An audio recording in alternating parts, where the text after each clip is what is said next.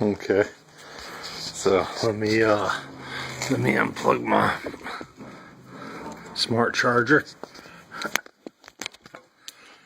And